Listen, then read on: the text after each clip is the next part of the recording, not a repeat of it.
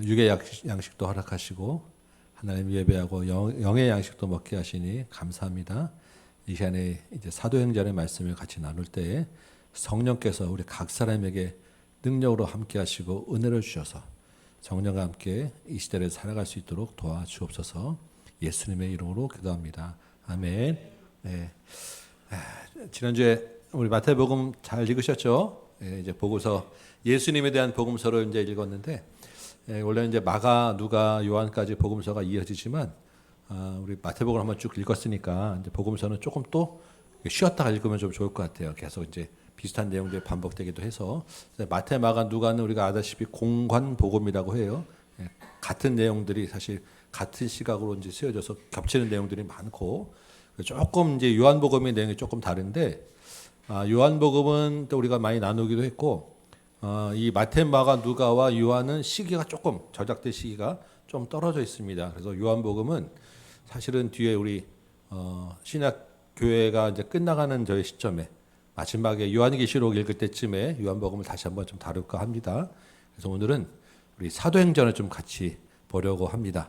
사도행전은 우리가 많이 보지는 않았던 것 같아요. 우리 신약을 보면 이렇게 복음서가 마태, 마가, 누가 복음이 있고 이 복음서는 예수님에 대한 이야기가 이제 기록되어 있고 예수님이 승천하신 이후에는 성령께서 오셔서 이 시대를 성령이 이끌어가는 시대가 지금 되었습니다. 그렇죠?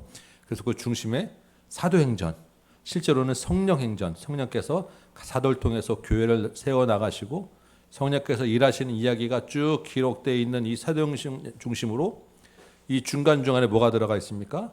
바울이 이 사도행전 그 역사를 이룩할 때 중간중간에 보냈던 바울의 편지들이 제일 위에 있는 로마서부터 디도, 빌레몬서까지.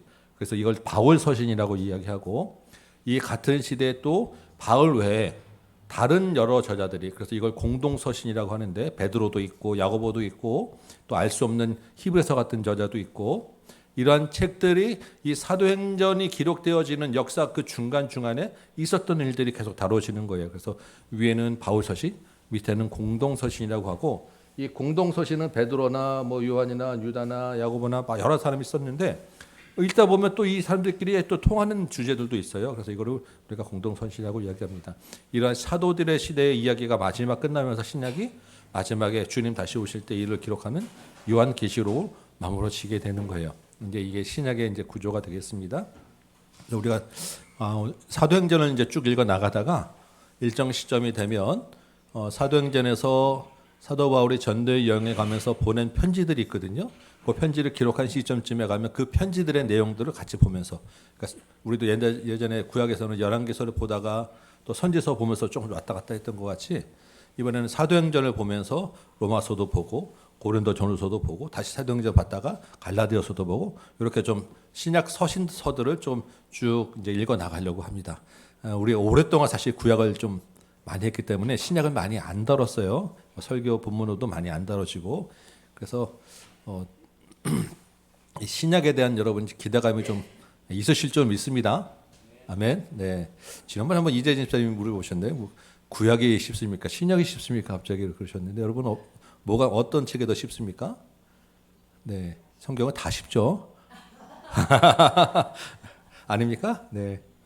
사실은 뭐 어느 것이 쉽다고 사실 얘기하기는 좀 어렵죠. 성경이 그렇게 쉬운 책은 아니에요. 근데 이제 굳이 이야기하자면 구약은 실체가 아닌 그림자를 보고 이야기하는 것입니다. 우리가 전체를 보지 않은 이제 조각을 가지고 이야기할 때는 그 조각만 봐서는 전체가 뭔지 모르는 상태에서 맞춰가는 그런 책이 구약이라고 한다면 그 대신에 구약은 그 그림들을 그림자를 보면서 이게 이런 거라고 설명해야 되니까 이만큼 분량도 많고 그것이 어떠한 깊은 논리로 되기보다는 상상이나 생각들을 하니까 스토리들이 많은 그런 책이 구약이 될 것 같아요.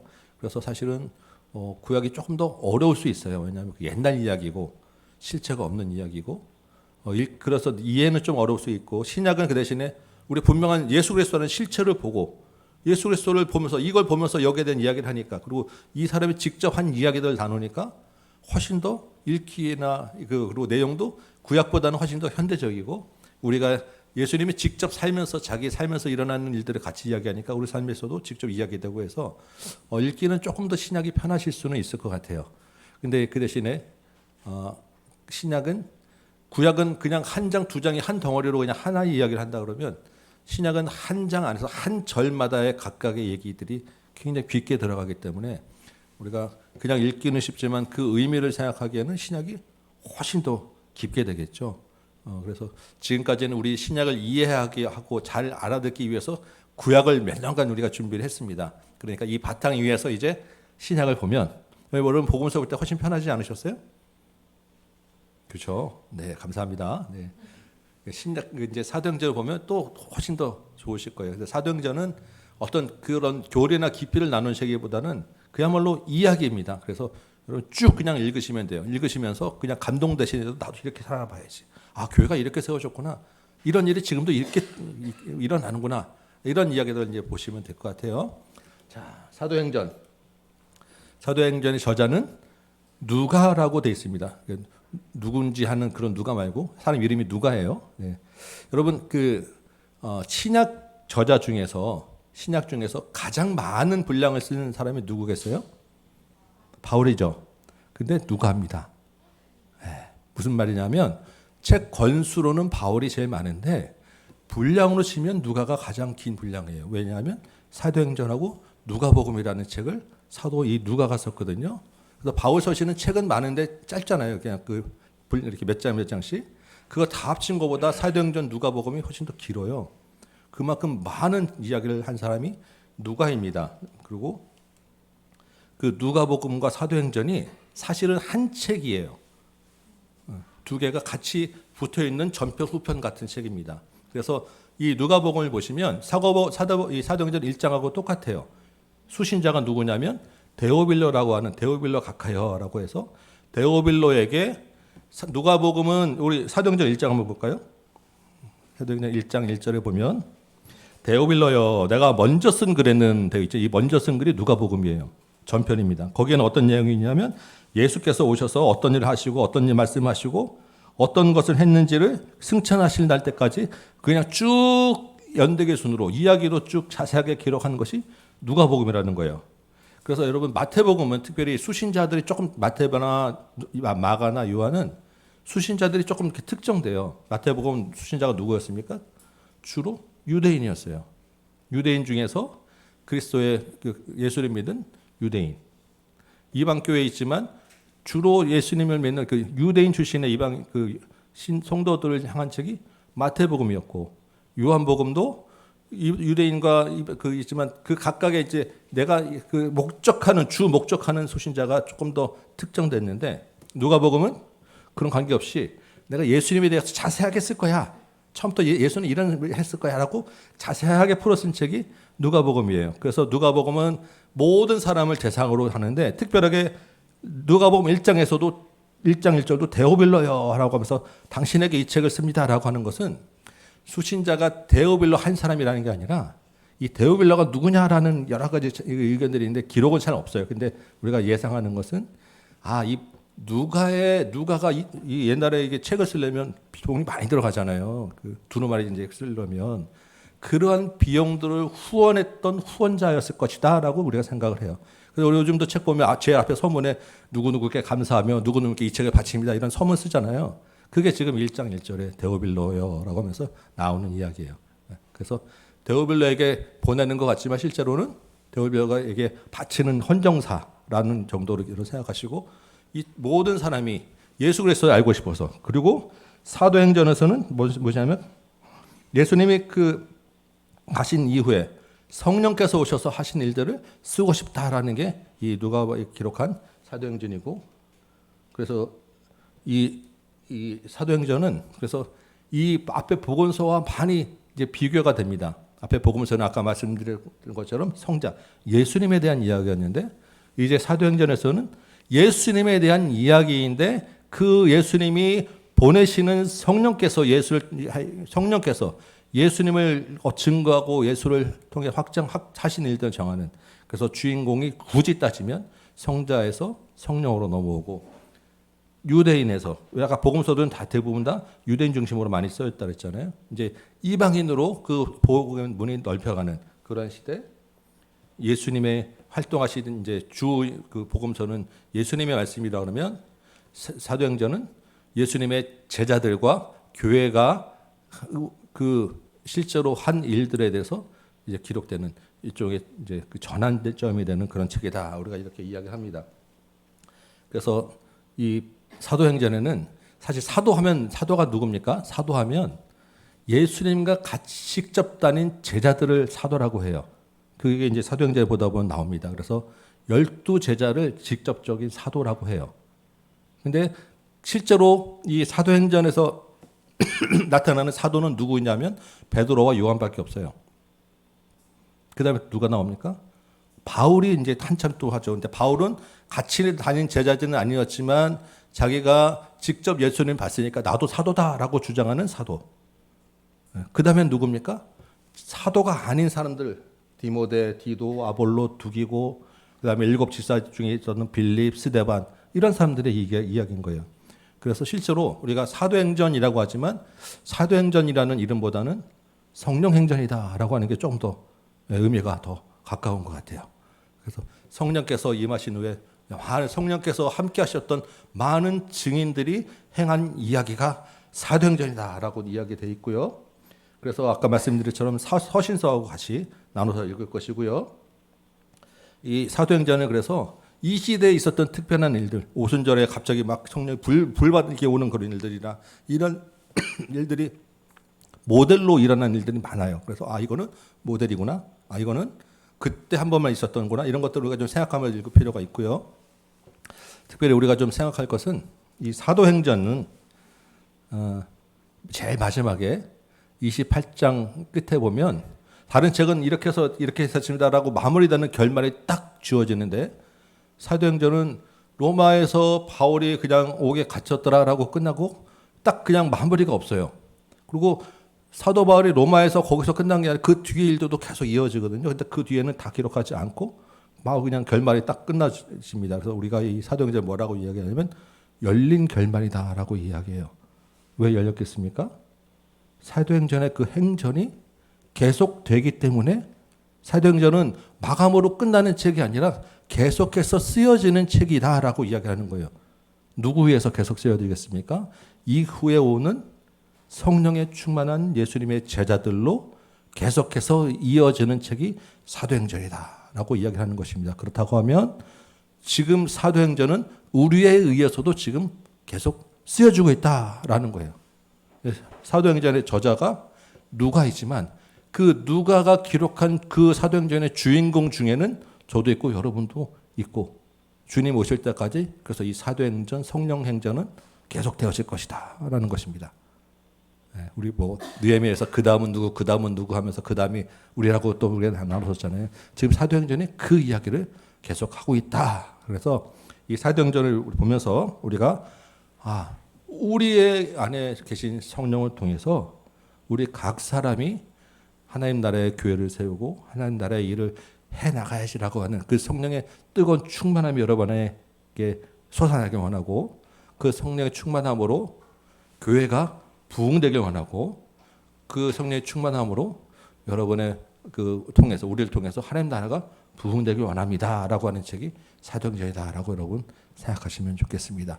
제가 부흥이라고 많은 말을 썼는데 사도행전은 그래서 교회가 세워지고 교회가 날로 부흥에 가는 이야기를 썼는데요. 그 교회의 부흥이 뭐냐면 교인 수가 늘어나는 것이 아니라 이러한 성령 행전을 써 나가는 제자의 수가 늘어났다라는 것이 부흥이에요. 실제적인 한 사람 한 사람 정말로 예수 그리스도를 주로 고백하는 예수님의 제자가 늘어나는 것, 이게 성령께서 가르쳐 주시는 사도행전의 부흥이다라고 우리가 믿고 마음에 생각하시고 우리 한번 이 사도행전을 한번 읽어 나가면 좋겠습니다. 네, 이해되셨죠? 네. 요것만 한번 좀 볼까요?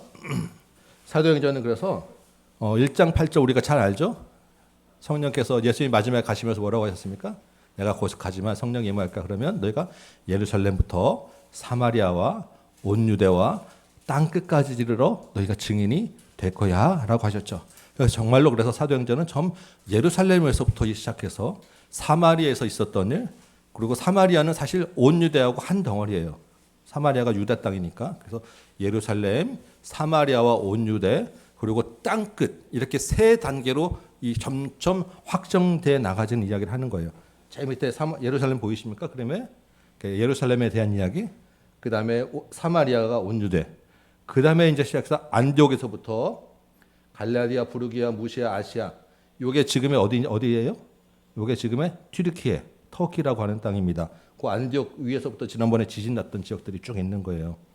이게 터키 지역을 떠나서 그 다음에 복음이 어디로 가죠? 마게도니아라는 곳에 갔다가 아가야로 옵니다. 이게 지금 어디예요? 그리스 지역에. 아가야 제일 밑에 써 있는 밑에가 아테네하고 고린도예요.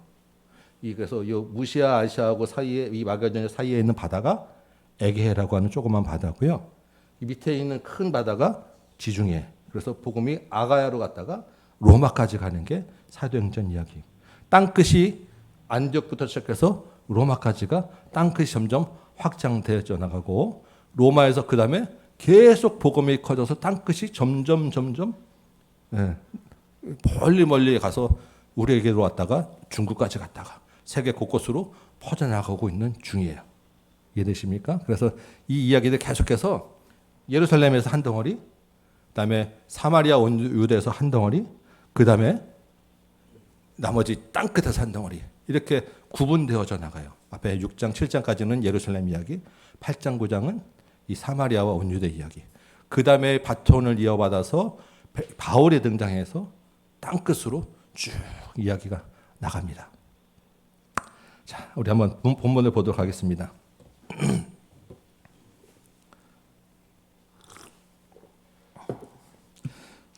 사도행전 이제 1장 이제 볼 텐데 1장에서는 이 예루살렘과 유대 공동체가 어떻게 생겼나는 이야기를 천천히 나눌 거예요. 1절에서 3절까지 보면 데오빌레 내가 먼저 쓴 글에는 예수께서 행하시며 가르치시기를 시작하심부터 그가 택하신 사도들에게 성령으로 명하시고 승천하신 날까지 일을 기록하였노라. 그가 고난 받으신 후에 또한 그들에게 확실한 많은 증거로 친히 살아계심을 나타내사 며칠 동안 40일 동안 부활하시고 40일 동안 제자들에게 보이시며 하나님 나라의 일을 말씀하셨다라는 것입니다. 자, 예수님이 부활하신 후에 40일 동안 뭐 하셨다고요? 하나님 나라의 일을 가르치셨어요. 성경 공부하셨다는 거예요. 특히 누구에게? 제자들 중심으로 40일 동안. 그리고 마지막으로 사도와 함께 모여서 그들에게 본바에 이르시되 예루살렘에 떨어져 말고 내게서 들은 바 아버지께서 약속하신 것을 기다리라라고 하였습니다. 이 약속하신 것이 무엇입니까? 이게 성령. 예수님이 내가 이제 갈 거야. 나는 가면 보혜사 성령을 보내줄 거야 라고 약속하셨는데 이제 내가 40일 지난 후에 내가 가니까 이제부터 성령을 너희가 예루살렘에서 기다려라고 이야기한 거예요. 자, 여러분, 이 기다리다라고 하는 말은 굉장히 중요한 말입니다. 느헤미야가 마음에 처음에 성전이 무너졌다는 말을 듣고 4개월을 기다렸어요. 그렇죠? 지금 예수님도 기다리라고 하였고 성경은 늘 그 일을 할 때 기다리는 시간들이 필요한 거예요. 기다리는 시간들이 반드시 있게 됩니다. 여러분, 이 기다림이 어떤 시간이겠습니까? 기다림은 하나님이 일하시는 시간, 하나님이 준비하시는 시간이에요. 하나님이 지금 일하시기 위해서 준비하시는 시간. 그래서 우리는 그때까지 기다려야 됩니다. 뭐하고 기다려야 돼요? 그냥 가만히 있으면 되겠습니까? 본문에 보면 기다리는 동안에 느헤미야도 마찬가지예요. 기도하는 시간이에요. 기도하고 말씀을 보는 시간입니다. 그렇다면 여러분, 이 기다리는 시간은 어떤 시간이냐면 하나님이 준비하시는 시간이기도 하지만 하나님이 우리를 기다리시는 시간이에요. 하나님이 하나님의 일을 하기 위해서 우리가 기도하면서 말씀을 보면서 우리가 준비될 때를 기다리는 시간입니다. 우리가 성령 충만하고 여기도 마찬가지로 받았다고 바로 가서 예수님의 제자들도 3년 동안 예수님 같이 따라다녔어도 바로 사역이 안 돼요. 성령이 오실 때까지 기다려야 되는 거예요. 준비하는 시간이. 그때까지 하나님 나라의 일을 말씀을 듣고 준비하고 기도하면서 기다리는 시간이 필요한 거예요. 우리가 준비될 시간이 기다리는 시간이다. 그래서 우리가 왜 이렇게 빨리 안 됩니까? 라고 기다림에 급해하는 게 아니라 문제는 내가 지금 준비 안 돼서 기다려야 된다는 걸. 그래서 그 기도하면서 말씀 보는 시간을 충실하게 가지는 게 중요합니다. 자, 이제 6절 보니까 예수님이 이제 승천하실 때가 됐어요. 그래서 제자들이 모아왔습니다. 근데 제자들이 지금 40일 동안 특강을 받았잖아요. 하나님 나라에 대해서 부활하신 예수님이 나타나서 특강을 하셨는데도 제자들의 질문이 뭐냐면 이스라엘 나라를 회복하심이 이때이니까. 지금 제자들은 아직도 마음의 기대가 뭐가 있습니까? 실제 로마를 뒤엎고 내가 한번 좌정승 우정승 되고자 하는 생각이 아직까지 있는 거예요. 예수님이 십자가에 죽으시고 부활하시고 40일 동안 하나님 나라를 가르치셨는데도 불구하고 아직까지도 모르겠어요. 이런 질문한 사람이 베드로였을지도 모르겠는데 성질이 급하니까. 근데 예수님이 이제 승천하셔야 되는 그 자리에서 지금 이런 얘기를 하는 거예요. 예수님이 참 하늘로 올라가신 그 발걸음이 무거우셨겠죠. 발걸음이 너무 무거워서 하늘로 올라가다 떨어지지 않고 그냥 가볍게 올라가셨어요. 왜 가볍게 올라가셨겠습니까? 올라간 다음에 성령이 오시면 해결될 줄 믿었기 때문에, 아시기 때문에. 그래서 때와 시기는 아버지께 자기의 권한에 두셨는데 너희는 오직 성령이 임할 것인데 그러면 너희가 권능을 받고 예루살렘과 온 유대와 사마리아와 땅 끝까지 이르러 내 증인이 되리라 하였느니라. 너희가 되어야 한다라고 하지 않고 되리라라고 하셨어요. 성령이 임하면 성령께서 너희를 그렇게 되게 하실 거야라고 하는 것입니다. 주도권이 나에게 있지 않고 하나님께 있다는 거예요. 주도권이 성령께 있다는 것입니다. 그래서 늘 우리는 계속해서 매주마다 말씀드리지만 내가 아니라 주님께 하나님께 주도권을 드려야 되는 일이 굉장히 중요해요. 성령도 마찬가지입니다. 성령께서 우리 각 사람에게 임하시고 주장해 나가실 때 그 성령이 하실 말씀을 잘 듣고 따라가야 되는 게 제일 중요한 거예요. 제자는 항상 앞서가는 게 아니라 따라가는 사람이에요. 이 부분을 잘 기억하시기 바라요. 자, 성령이 임하는데 어떻게 임하신다고요? 예루살렘에 임하고 사마리아와 온 유대에 임하고 땅끝에 이르는 거예요. 우리는 성령에 임하는 것을 오순절 이 한 것만 기억하시는데 사도행전은 성령이 각각 임하시는 사건들이 기록되어 있어요. 예루살렘에서 지금 우리가 이제 볼 오순절 성령 마가다락방에서 성령이 임하셨어요. 그게 예루살렘에서 시작된 것입니다. 근데 뒤에 8장에 보면 빌립이라고 하는 제자가 사마리아에 가서 복음을 전해요.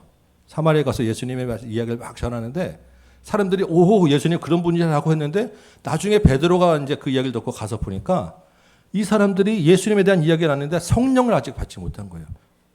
성령을 알지 못한 거예요. 이 예루살렘만 아직 성령에 대해서 아는 것입니다. 그래서 베드로가 가서 성령의 임하시기를 기도하고 그 사람들 같이 기도했더니 사마리아에 그때 성령이 임하였다라고 했습니다. 사마리아의 오순절 성령 임하신 사건이 일어난 거예요. 그러니까 예루살렘이 임했죠. 사도행전이 임했죠. 사마리아에 임했죠. 그 다음에 어디로 가야 돼요? 땅끝으로 가야 되잖아요. 땅끝은 이방 사람들. 그래서 이방 사람들에게 성령이 임한 첫 시작이 뭐냐면 로마의 백부장이라고 하는 고넬료라고 하는 사람이 있어요. 고넬료가 그 온 집안 사람들 모아놓고 기도하는데 베드로가 와서 막 이렇게 막 보자기 내려온 거 음식 먹고 이런 얘기 있잖아요. 베드로가 가서 거기서 기도할 때 그곳에 성령이 임한 거예요. 이방 사람에게. 그래서 그 이후로 성령께서 땅끝으로 쫙쫙 빠져나갔다라는 것이 사도행전의 구조에 들어있는 것입니다. 그래서 제가 말씀드렸잖아요. 그런 그 7장까지가 예루살렘, 빌립일 동안 사마리아의 한 덩어리가 두 번째, 그 다음에 바울로 통해서 이방으로 넘어가는 것이 성령께서 각각 임하셨다라는 것을 여러분 좀 이게 구절 보면서 찾으시기 바래요. 자, 그리고 구절 보니까 이제 드디어 예수님이 승천하시고 제자들이 12절에 보니까 감람원이라고 하는 산으로부터 예루살렘에 돌아옵니다. 그러니까 예수님이 승천하신 곳이 어디냐면 감람원이라고 하는 동산이에요. 근데 이 산은 예루살렘에서 가까워서 안식일에 가기 안 맞은 길이라라고 하는 것은 이 유대 율법상에서 유대 율법 안식일에 허용되는 노동의 범위가 있었는데 그것이 걸어가는 것도 허용되는 범위가 있거든요. 보통 한 2,000보 정도 걸으면 안 된다고 유대 율법에는 전통에 그렇게 돼 있어요. 그 2,000보가 한 대략 1km 정도 걸음입니다. 그러니까 예루살렘에서 감람원까지가 딱 그 정도 선에 해당되는 거리였다라는 거예요.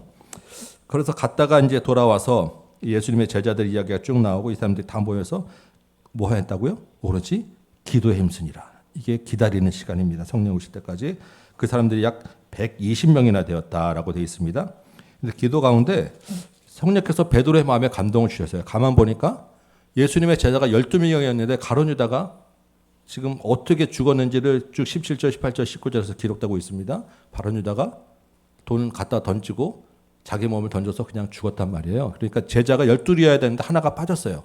이 12이 꼭 없으면 어떠냐라고 하는데 상징적인 이스라엘의 이 성경에 굉장히 중요한 숫자가 12이에요. 12지파가 온 이스라엘 예수님이 있는 전체를 상징하는 숫자가 12이기 때문에 우리 이 12를 꼭 채워야 되겠다라고 해서 그럼 제자 한 명을 사도 한 명을 추가로 뽑자라고 합니다. 그래서 그 얘기가 나올 때 사도는 이런 사람이야라고 할 때 예수님과 같이 다니면서 직접 예수님을 통해서 말씀을 들은 사람 중에서 한 명을 뽑자라고 해가지고 그 뽑은 사람이 누구냐면 마띠아라고 하는 사람인데 어떻게 뽑냐면 두 사람을 후보로 세워놓고 자 이제부터 제비 뽑기하자. 우리 오늘 한 것처럼 투표하는 거예요. 그래서 딱 제비 뽑아서 뽑힌 사람이 마띠아였다라고 합니다. 그래서 우리가 하나님의 일을 할 때 제비 뽑기하고 누구냐로 결정하지만 그것이 같은 마음으로 기도하고 그 뽑으면 성령께서 주시는 감동으로 같은 마음으로 결정이 될 수 있다라는 것입니다. 우리가 꼭 누가 내가 해야지, 뭐 내가 나서야지, 뭐 이런 거 다 좋지만 이러한 그 교회 그 움직이는 결정 원리 중에 굉장히 중요한 한 원리가 있다라는 것을 이제 보고 넘어가요. 2장 보니까 이제 오순절 날이 임했습니다. 다 같이 한 곳에 모여 기도하고 있었어요. 한 곳은 아마도 앞에 기도했던 마가의 다락방이었을 것입니다. 120명이 한 곳 모이려면 장소가 되게 넓어야 돼요. 그래서 다락방이라는 게 무슨 쪽방이 아니라 옥상 같은 큰 넓은 방이 있을 거예요. 그곳에 이제 마가라는 사람은 굉장히 부자였을 거구나. 120명이 한 곳에 모일 수 있는 그런 다락방을 옥상을 갖고 있었으니까. 자, 모여서 기도합니다. 자, 여러분, 오순절이 어떤 날입니까? 오순절은 네, 이스라엘의 3대 절기가 있었죠. 유월절, 오순절, 초막절. 자, 유월절에 어떤 일이 일어났습니까? 원래 유월절은 이제 홍해를 바다를 건너서 출애굽한 날이 이제 유월절이었어요. 근데 유월절에 어떤 날이 일어났어요? 예수님이 십자가에 돌아가셨어요. 맞습니까? 네, 유월절 어린 양이 되신 거예요. 그래서 그러면 오순절은 유월절로부터 얼마나 떨어져 있습니까? 오순이라고 하는 게 50을 이야기하는 거예요. 50. 그러니까 50일이 지났다고 해서 오순절이에요. 근데 오순절은 최초에 보리 추수를 하고 나서 그 보리 추수한 첫 수확을 가지고 제사를 드리는 거기 때문에 이걸 맥추절이라고도 하고 초실절이라고도 하고 기간이 일주일을 7번, 7일에 49일 지난 다음이라 그래가지고 오순절이라고도 하고 칠실절이라고도 하는 거예요. 그러면 지금 예수님이 돌아가시고 나서부터 오순절까지 며칠 걸렸습니까? 50일이라는 거죠. 근데 중간에 지금 예수님이 부활하시고 40일 동안 이 땅에 계셨죠. 그죠? 그리고 죽으시고 3일 후에 부활하셨죠. 그러면 한 43일 지났어요. 그러면 승천하시고는 사실상 한 7, 8일 정도, 일주일에 그 기간 후에 지금 이 오순절이 돼가지고 성령이 임한 거예요. 기다리는 시간이 사실은 그렇게 길지 않았던 것입니다. 이 사람들이 열심히 기도하고 있어요. 기도했더니 2절에 보니까 어떤 일이 일어납니까? 호련히 하늘로부터 급하고 강한 바람 같은 소리가 있어서, 자, 급하고 강한 바람이 같은 소리, 청각과 우리 촉각에 대한 성령의 임하심이 있었고, 그 다음에 뭐가 있습니까? 불의 혀처럼 갈라지는 것들이 보였어요. 막 우리 막 이제 그림 그릴 때 불이 막 갈라지는 그 불길 하나하나가 각 사람에게 다 임하는 것이 보여지는 거예요. 시각적으로도 같이. 근데 이때는 처음 성령이 임하시면서는 이런 시각과 촉각과 청각이 한꺼번에 임하셔 성령이 임하셨지만 이러한 성령의 임하심은 이때뿐이라는 거예요.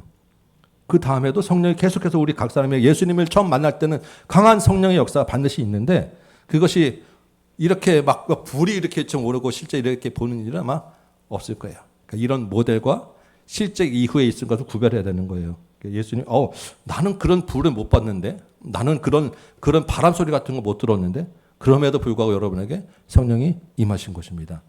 이것을 기억하셔야 돼요. 그랬더니 이 사람들이 다 충만함을 얻고 성령의 말하게 하심을 따라 다른 언어들로 말하기 시작했어요. 입이 갑자기 말이 바뀌었어요. 근데 이 말하는 게 뭐냐면 8절에 보니까 난곳 방언으로 하였다라고 하는 게 무슨 말이냐면 여러 나라에서 태어난 말, 외국어를 했다는 거예요. 갑자기 막 기도하다가 갑자기 영어로 기도가 나오고 갑자기 막 기도하는데 갑자기 프랑스어가 나오고 갑자기 막 기도하는데 일본어, 독일어, 중국어 이런 게 막 나오는 거예요.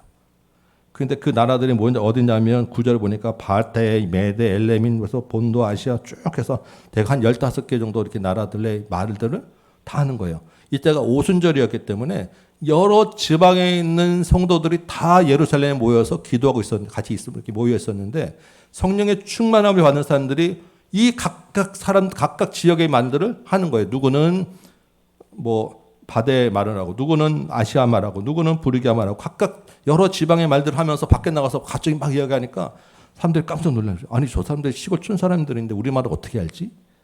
신기하네. 근데 그 말들을 하면서 그 말을 가만 들어보니까 무슨 말이냐면 11절에 다 각 언어로 하나님의 큰 일들을 말하는 거예요. 하나님이 하신 큰 일이 뭐겠어요? 예수 그리스도가 오셔서 십자가에 죽으시고 부활하시고 승천하셔서 우리 구주가 되셨다라고 하는 이 구원의 놀라운 이야기를, 하나님 나라 일을 이야기하는 것입니다. 그러니까 다 놀라고 당황해서 서로 어찌 된 일이냐라고 깜짝 놀라는 큰 소동이 일어났던 거예요. 자, 여러분, 1장 처음 시작해서 예수님이 40일 동안에 이 땅에 계시면서 어떤 이야기를 하셨다고 하셨어요? 하나님 나라 일을 하셨다고 말씀하셨다고 했어요. 지금도 성령이 임하신 다음에 사도들이 무슨 이야기를 합니까? 하나님이 하신 큰 일들을 이야기하고 있다 했어요. 사도행전 제일 마지막 28장 제일 끝절에 보면 바울이 로마 감옥에 갇혀 있는데 무엇을 이야기하냐면 거기서 하나님 나라를 가르쳤다라고 되어 있습니다. 사도행전은 처음부터 중간에도 마지막에도 주제가 뭐예요? 하나님 나라라는 거예요. 성령께서 각 사람에게 임하셔서 하시는 가장 중요한 일은 하나님 나라라는 거예요. 하나님 나라가 뭐라고 되어 있습니까? 제가 한 영혼이 그리스도의 제자가 되는 게 하나님 나라라고 말씀하셨죠. 하나님이 한 사람 한 사람의 그 하나님 나라의 통치가 널로 확장되는 게 하나님 나라라고 했어요. 지금 사도행전이 그 이야기를 하고 있다라고 지금 계속해서 반복해서 강조하고 있는 거예요. 그 방언이라고 하는 것에 대해서는 제가 나중에 사도행전에 여기서 방언에 대한 이야기가 나오고 고린도전서에 보면 이제 방언이라는 얘기가 다시 나옵니다. 이 고린도전서에 나오는 방언과 여기에서 말하는 방언, 그리고 우리가 알고 있는 방언이 좀 달라요. 우리가 기도원에 가서 이제 막 기도하다 보면 혀가 꼬여서 방언이라고 하는 것을 이야기할 때가 있습니다. 여러분 중에 혹시 방언 기도하시는 분 계세요? 네. 방언이 뭐 여러 가지 방언에 대해서 이야기가 많습니다. 이거는 뭐 가짜다, 뭐 이거는 뭐 그 실제로는 그냥 신령한 기도가 아니다, 뭐 방언이 아니면 진짜 기도 아니다, 뭐 별의별 얘기가 다 있지만 나중에 이제 그 말씀을 드릴 거예요. 근데 여기서 사도행전에서 일단 처음에 이야기한 방언은 외국어로 이야기하셨다. 그래서 우리가 기도원에서 이야기하는 방언은 조금 결이 다른 방언이고, 하나님이 이런 방언, 성령을 통해서 방언을 주신 이유는 각 사람에게 하나님 나라의 일을 지역에 하기 위해서 주신 것이다라고 먼저 우리가 분명히 알고, 그렇다고 하면 우리가 알고 있는 생각하는 기도원의 방언도 그것이 진짜라고 하면 그 방언을 주신 목적은 무엇이겠느냐? 교회를 세우고 하나님 나라를 가르치기 위함이다라고 우리가 생각하셔야 돼요. 그래서 방언이 진짜다 가짜다가 문제가 아니라 그 방언이 어떻게 쓰이고 어떤 유익이 있느냐라는 것을 보시면 될 것 같아요. 네. 저는 이제 중학교 때 기도원에서 이제 기도하다가 이제 그 막 이제 저도 뭐 불은 안 보였지만 이게 방언도 하고 기도하고 한번 이제 막 뒤집어졌던 그래서 일이 있었는데, 그 막 뒤집어지고 난리치는 게 중요한 게 아니라 그러한 성령의 충만함이 있으면 반드시 이건 뭐냐면 철저한 회개가 일어난다는 거예요. 그 회개와 같이 그 내 삶이 달라져서 뭐가 성령의 충만한 결과들이 내 마음의 평안과 회개와 그 다음의 것들로 바뀌어지는 것이 있으면 그걸 가지고 내가 개인적으로 기도하면서 기도의 유익도 있고 기도의 어떤 그 능력도 있고 이런 것이고 하는 건데, 그게 없이 그냥 막 이제 옛날 기도에서 뭐라 하냐면 할렐루야 할렐루야도 막 빨리 한 시간 기도하면 방언한다 그랬어요. 그러니까 실제로 막 그래서 사람들이 모여가지고 할렐루야 할렐루야 할렐루야 할렐루야 랄랄랄랄라 그래서 이게 이게 내가 방언 받았네 이런 경우도 꽤 많이 있었어요. 그래서 옛날에 이제 제가 다니는 한월선 기도원이라고 하는 곳은 개도 방언하는데 방언 먹어서 방언 못 받으면 개만도 못하는 것이다라고 해서 실제로 대부분 다 그래서 기도하다 보면 말이 방언하고 내려갔어요. 근데 방언 받고 내려갔다고 해서 그 삶이 달라지지 않으면 의미가 없는 거예요. 그래서 내가 그 여러분들 가서 막 기도하는 통성 기도하면서 방언한다고 막 이제 랄랄랄랄라 이상한 소리 해놓고 그 교회에 유익이 되지 못하면 그 방언은 실제로는 하나님 주신 방언이 아닌 거예요. 그러니까 우리가 그렇게 생각하시면 돼요. 그래서 방언을 했다고 꼭 천국 가는 것이 아니고 방언을 했다고 중요한 게 아니라 내 방언 하나님이 주신 그 목적이 하나님의 교회를 유익하기 위함이다라는 것. 이것만 아시면 내가 방언을 해도 좋고 안 해도 좋고 할 수 있으면 더 좋고 뭐 그렇게 여러분 생각하시면 될 것 같아요. 그 자세한 이야기는 나중에 이제 고린도전서 할 때 방언에 대해서 조금 더 나누도록 하겠습니다. 14절 보니까 이렇게 이제 오순절에 성령이 충만해서 사람들이 난곳방언 여러 가지 이제 언어를 이야기하니까 사람들이 깜짝 놀래가지고 야 너희 술 취한 거 아니야? 이거 도대체 이게 뭐야? 지금 대낮부터 이 제9시는 오후 3시거든요. 이 성경의 유대인식 시간은 거기다 6시간을 더하면 지금 우리나라 시간이 됩니다. 그래서 제3시는 새벽 3시겠죠. 오후 3시에 아니야 우리는 지금 대낮부터 우리가 술 취했겠냐라고 하면서 베드로가 이제 요엘서의 그 예언된 말씀을 그래서 쫙 성경에 풀어주는 거예요. 그때 깨달은 거예요. 아 이게 성령은 구약에서부터 창조 때부터 언약되고 약속된 성령이야라고 하는 거 우리 성령 특강 때 배웠었잖아요. 지금 그 얘기를 하는 것입니다. 요엘서에 보니까 뭐라고 되어 있냐면 말세에 내가 내 영을 모든 육체에 부어주리니 여러분 아시죠? 마지막 날에 내가 나의 영으로 하면서 늙은이는 어떻게 하고 젊은이는 어떻게 하고 꿈을 꾸고 환상을 보고 이런 얘기도 쭉 요엘서에 예언되어 있단 말이에요. 그 말씀이 지금 여기에 일어난 거야 라고 되어 있습니다. 그런데 여기 보면 17절 보면 바울은 하나님이 말씀하시기를 말세라고 되어 있는데 요엘은 그 후에라고 되어 있어요. 원래는 구약은. 그러니까 요엘은 그냥 언제쯤 모르니까 앞으로 그 일이 될 거야 라고 해서 그 후에라는 말을 썼고 그게 뭐 구약에 나타나는 여호와의 날에 말일에 하는 날 다 그냥 같은 의미입니다. 베드로는 이제 그 일이 실제 일어났어요. 그러니까 그 후에가 아니라 실제로 예수님이 올라가시고 하나님 나라가 시작된 게 마지막 때라는 거죠. 말세가 시작되었다라고 하면서 이제부터 진짜 시작이야, 말세야, 지금이야, 현실이야라고 하는 이야기를 하면서 말세야라고 이러고 내가 내 영을 모든 육체에게 부어줬어.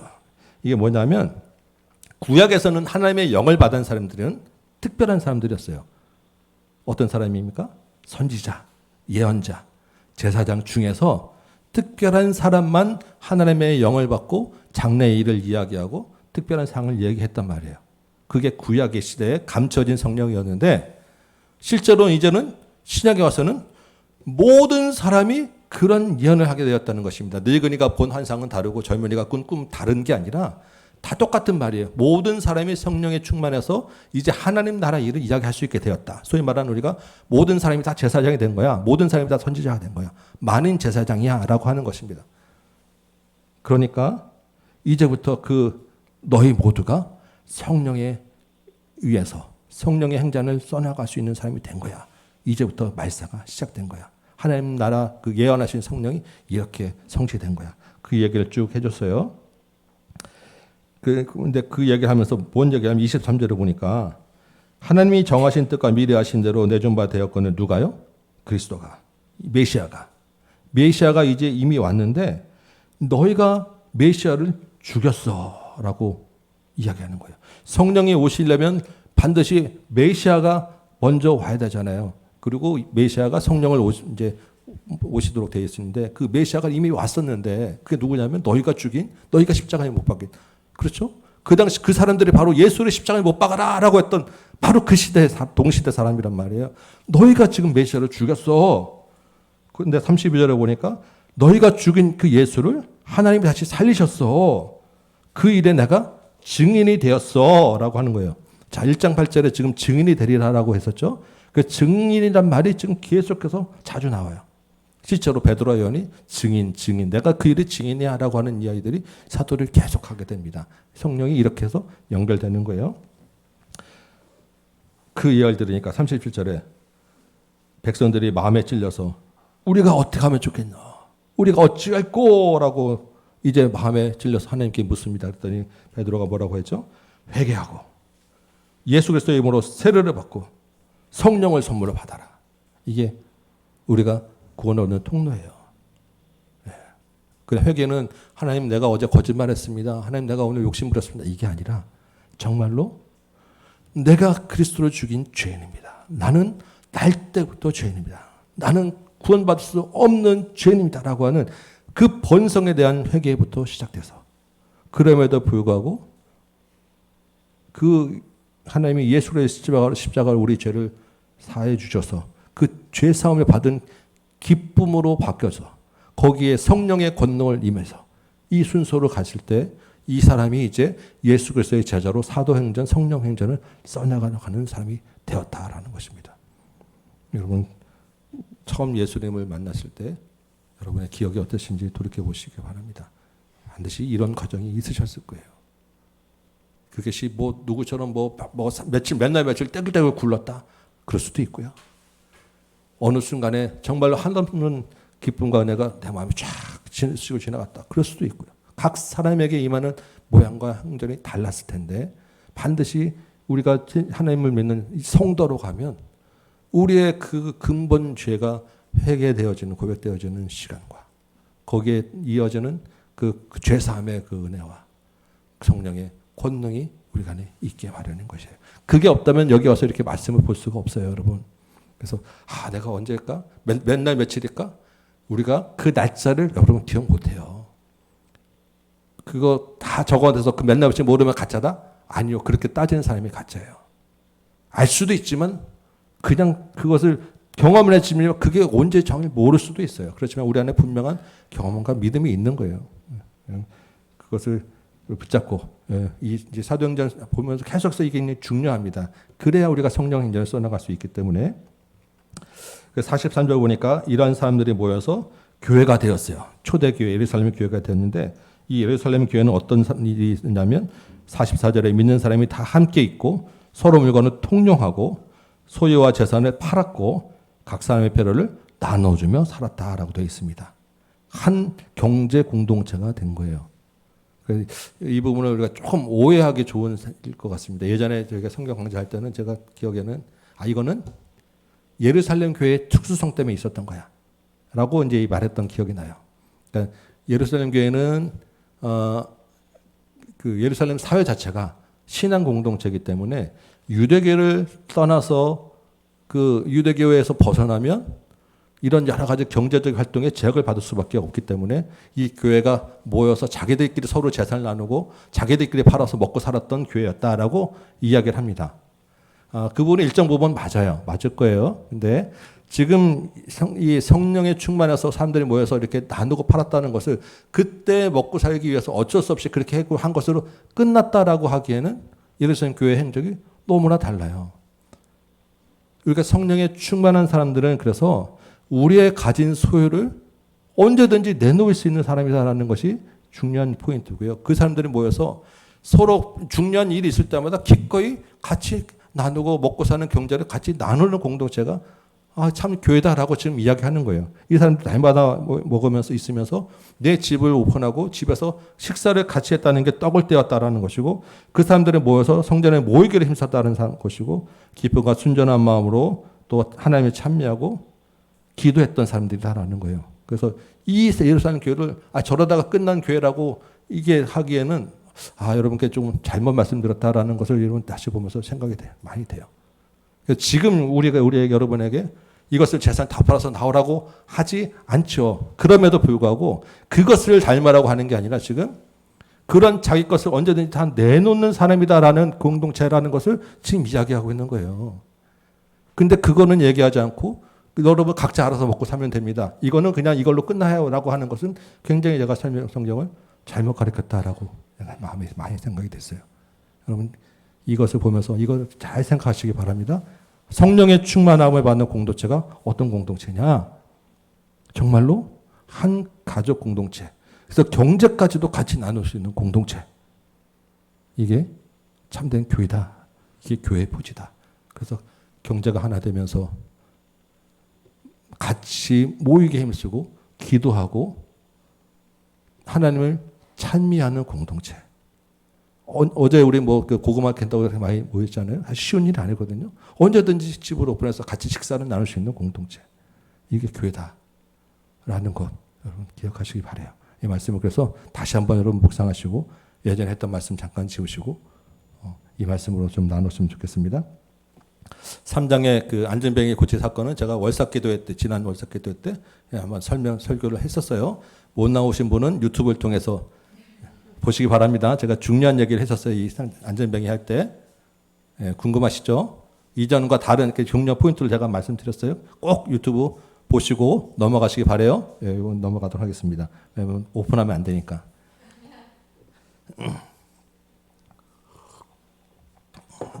11절 이후에 안전뱅이가 40년 동안 앉아있던 안전뱅이가 일어났다는 이야기 듣고 사람들이 모여서 이게 무슨 일이야 모이니까 베드로가 그 모인 게 이때 성령께서 이 일을 위해서 안전뱅이 일으켜주셨구나 깨달아서 그 모인 사람들에게 하나님 나라의 일을 이야기하고 예수 그리스도를 이야기하고 십자가와 죽음 역시 너희가 예수를 죽였어 그 예수가 메시아야라고 하는 복음을 전했더니 그 사람들이 모여서 그 날로 주님께 돌아오는 사람들이 많아졌다라고 하는 것이고 4장에서는 사람들이 막 이렇게 모이니까 제사장들과 사두개인들과 유대인들이 큰일 났다.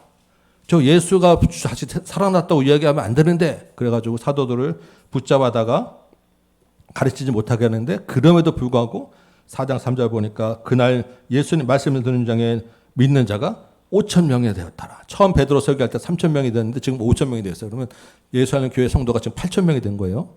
어마어마한 대교회가 됐죠. 그 후에 이제 그 대제사장 앞으로도 불려가서 베드로가 담대하게 예수님에 대한 이야기를 하니까 4장 13절에 아니 저 베드로와 요한은 시골 촌사람이어서 말할 줄 모르는 줄 알았는데 어떻게 이렇게 청산유수로 이러한 대단한 깊이 있는 이야기를 하는가 깜짝 놀랐는데 그것이 성령 충만하니까 그렇게 되더라라는 것입니다. 그래서 여러분들도 복음 전할 때 뭐 다 필요 없어요. 성령이 충만하면 성령께서 우리 입에 하실 말씀을 주셔서 이야기하게 하시기 때문에 내가 성령 충만해서 나가서 입을 여는 게 중요하지 뭘 얘기할까라고 막 써가지고 외우고 가는 게 중요하지 않은 거예요. 그래서 성령이 충만하면 베드로도 가서 그 짧은 학식으로도 얼마든지 능력을 나타낼 수 있었다라는 것입니다. 자, 5장 잠깐 보면 4장 32절부터 볼까요? 아까 마지막 그 초대교회 이야기처럼 믿는 무리가 한 마음과 한 뜻으로 모든 묘를 통용하고 나누었는데 그 중에는 가난한 사람이 없었어요. 서로 나누고 서로 같이 이렇게 물건들 파니까 그 어떤 사람은 밭도 팔고 집도 팔고 그 판 것을 교회 앞에 가져다가 두었는데 특별히 36절을 보니까 바나바라고 하는 사람이 그 자기의 밭을 팔았다라고 기록되어 있습니다. 이 바울의 굉장히 중요한 동력자 중에 하나죠. 바나바가. 그래서 바나바가 여기 처음 등장하는데 아마도 바나바가 굉장히 큰 부자였던 것 같아요. 그래서 바나바가 그 팔아서 헌금한 돈이 굉장히 큰 금액이었어도 이야 이렇게 큰 금액도 헌금했다라고 아마 기록한 것 같습니다. 그렇지만 바나바가 그거 갖고 절대 유세하지 않고 새신자를 처음 온 사람들을 소개하고 교회에 정착할 수 있도록 제일 앞장선 사람이 바나바였다라는 거예요. 그래서 그 힘대로 위로자였다라는 것입니다. 그런데 5장 보니까 아나니아라고 하는 사람이 이 바나바가 그렇게 밭을 팔고 그 헌금한 걸 보고 감동이 됐어요.